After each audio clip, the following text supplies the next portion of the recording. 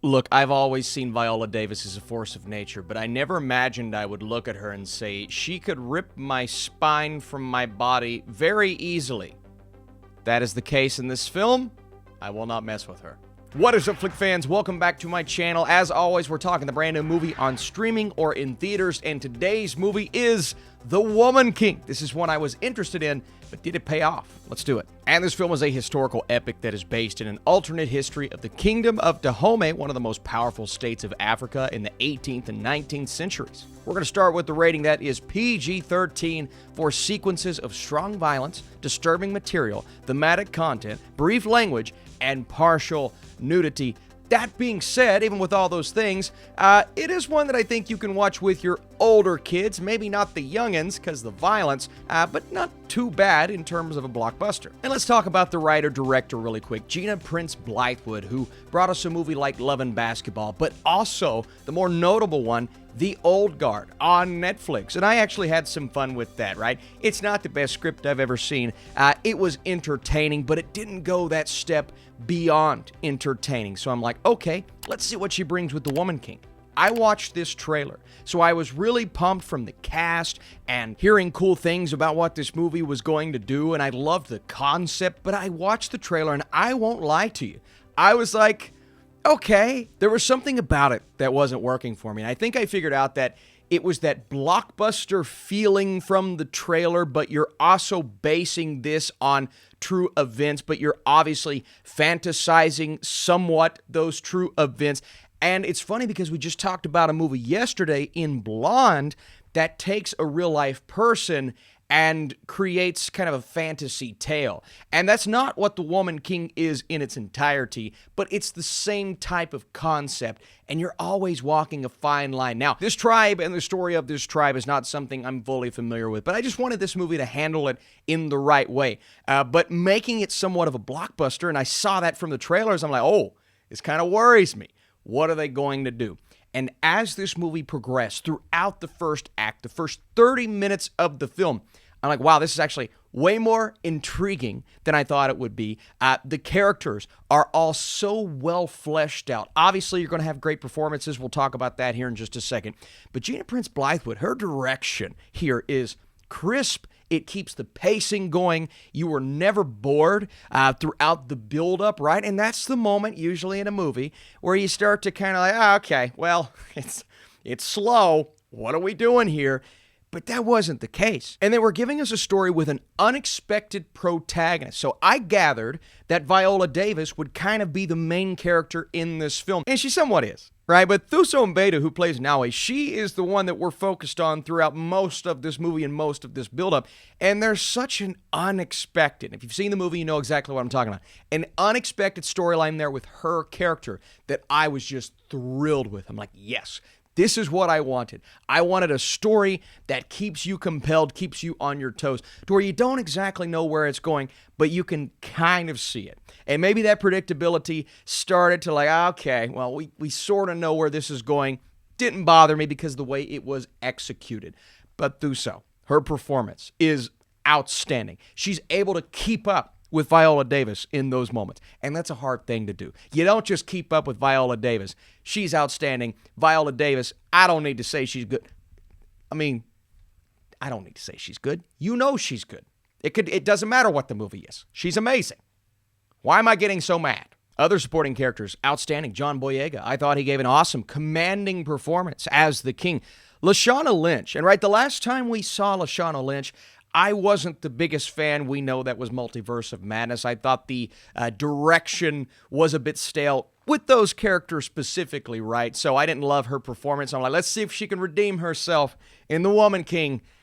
And my God, this entire tribe, this group of warriors, right? There's a reason why everyone around them has to put their heads down. They can't look upon them when they walk by. That, to me, says that this is one of the most badass group of women you could ever have. And let me tell you, the action scenes going a step further than just having an amazing cast playing each and every one of these warriors. I'm talking performance-wise and physicality. That's a big part of a role like this. If you can't sell a fight scene with great choreography, well, then you probably shouldn't have been in the movie to start with. but every single character sells that choreography and makes it look effortless. So I don't just want to give kudos to the direction or the choreographers. I want to give kudos to the actors for performing these physical stunts. And obviously you're going to have stunt doubles in there every now and then.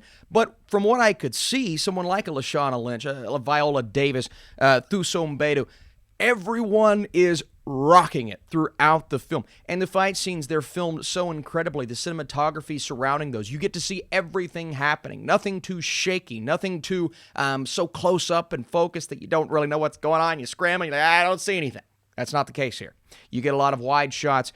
You get a lot of effortless looking stunts. The action was something that I didn't know I needed, but that's not the only thing that can make a movie good. You can have great choreography and the story can suck. Thankfully, even though my biggest issue being the fact that you can see certain reveals coming. They set up certain characters. I don't want to dive any further because it's kind of obvious to know what I'm saying if I go any deeper into details, but there's one storyline in particular I could see coming, and you can almost spell out the resolution that you're going to get from that storyline. So that was unfortunate, and there is that slight blockbuster knock to where it doesn't really feel as gritty or risk-taking as it should have felt. And again, you're telling a story here to where you can only do so many things in terms of taking chances. You don't want to take a lot of liberties with a movie like this. Thankfully, I feel like it was respectful, the idea of these empowered warriors going out and getting the job done, but also being there